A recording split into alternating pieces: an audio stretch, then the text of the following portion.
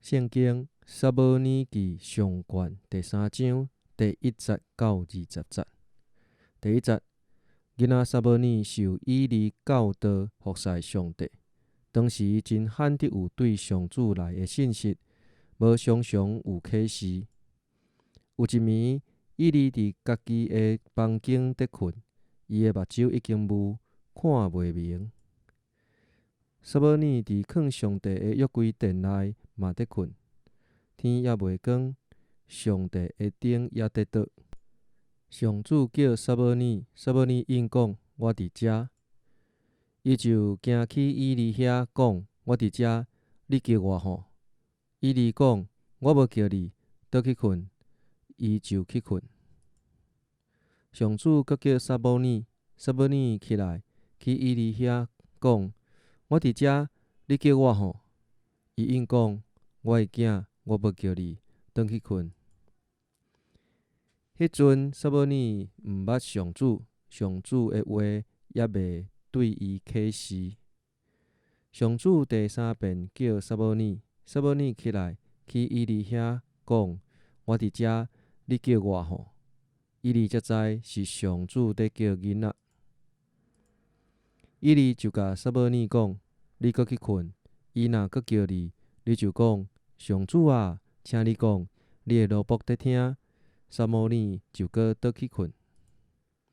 上主阁来徛伫，亲像前几若遍安尼叫：“撒母耳，撒母耳。”撒母耳应讲：“请讲，你的奴仆在听。”上主甲撒母耳讲：“注意听，我要伫以色列人中间做一项代志，互听到的人拢惊一条。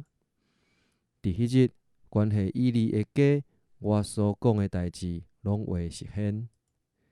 我有甲伊讲，我要永远审判因即家。伊知伊的囝有犯应该受咒诅的罪，阁无甲因谴责。所以我对以利的家咒诅，以利因即家的罪用生礼祭物嘛袂当得到赦免。”撒母耳困到天光，开上帝的殿门。撒母耳毋敢将异象甲以利讲。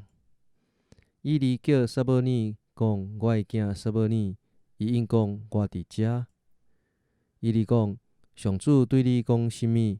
你毋通甲我隐瞒。你若将伊甲你讲的对我隐瞒一句，愿上帝加倍甲你责罚。”撒母耳就将遐个话拢甲以利讲，无对伊隐瞒。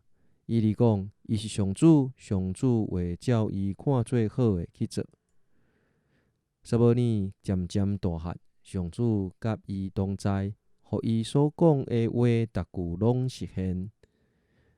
对但到伯示巴所有的以色列人拢知，撒母耳确实是上主的先知。